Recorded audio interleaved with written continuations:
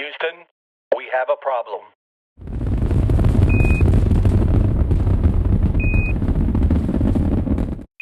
This is Houston, Texas.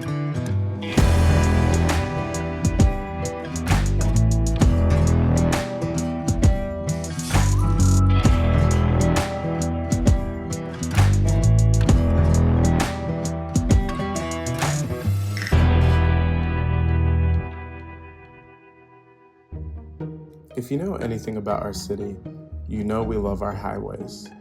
They're everywhere. Giant interchanges, looping overpasses, concrete stretching across the horizon for miles. In fact, we have the widest highway in the world, 26 lanes. It's called the Katy Freeway. Sounds impressive, right? But living here doesn't feel that impressive. It feels like a wall. It feels like a border. Something that divides the city more than it connects. So I started asking questions. Why are these highways placed where they are? Who do they serve? And what did we lose to build them? Because it turns out the story of Houston's highways is a story of race, power, and how cities are designed to include some people while cutting others out. So how did we end up with highways that split neighborhoods in half? To answer that, you gotta go back to the 1930s. That's when something called redlining began. Banks and the federal government created these color-coded maps to decide which neighborhoods were safe to invest in. Usually Black, Latino, or immigrant communities were labeled as high risk. Basically, if your block was inside the red zone, you couldn't get a mortgage, your neighborhood couldn't grow, and disinvestment became the norm. It wasn't just racist, it was systematic. And here's where it gets worse. So you'll see me here drawing in the red line areas based on the 1930s map on a 2025 map of Houston. When freeway construction started decades later, planners didn't route them through wealthy neighborhoods. They routed them through the red line ones. Why? Because those neighborhoods were considered expendable. Cheaper land, fewer people with power to fight back, and suddenly these red lines became bulldozer targets.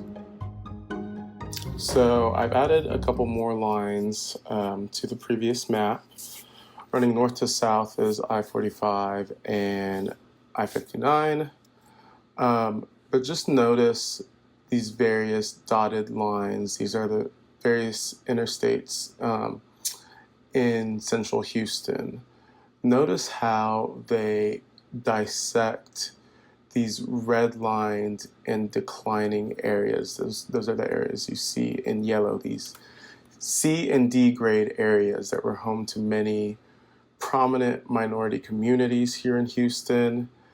You have many highways serving as a means to block these residents from economic opportunity in downtown in central Houston, as well as many interchanges that decimated tens of thousands of homes. Imagine a 5-minute walking commute now turning into a 20, 30, 40-minute commute. And along with these new interstates brings higher noise levels, lower land values, again, the destruction of property, and physical barriers to include some while keeping others out. This wasn't by accident. This was by design. US Highway 59 and I-10 are stark symbols of urban upheaval. Their expansion brought a wave of devastation to communities like the Fifth Ward. The Federal Aid Highway Act of 1956 poured billions into the city's pockets, igniting massive construction.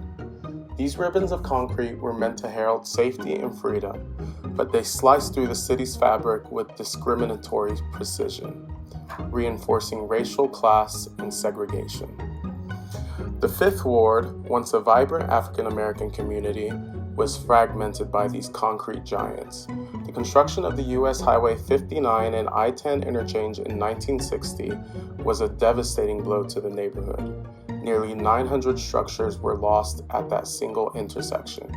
Air pollution soared and land values plummeted. This community remains as one of the most impoverished areas in our city. Fueled by seemingly unlimited federal dollars, the expansion of Houston highways often mirrored the harsh realities of segregation and the physical manifestation of redlining. In the neighboring Third Ward, over 10,000 residents have been displaced by Interstates 45 and 59. History now threatens to repeat itself with the proposed expansion of US 59 and I-45. It begs the question, have we truly learned from our past? Bruce Elementary School in the aforementioned Fifth Ward has an asthma rate of 7.2% among its students, which is more than twice the average in the Houston area. This imminent expansion threatens to bring the interstate 37% closer to the school. However, resistance simmers beneath the surface, a testament to a community galvanized by collective struggle. The Stop TxDOT I-45 movement stands as a beacon of this resistance, challenging the very foundation of Houston's transportation policy and advocating for a future that embraces equitable mobility. The scars of Houston highways weren't deep, but they do not dictate our destiny. Protests grow larger, marginalized voices grow louder, and Metro Rail expansion signals change, with plans to extend both the green and purple lines further into these communities. Houston is pivoting toward a more inclusive tomorrow.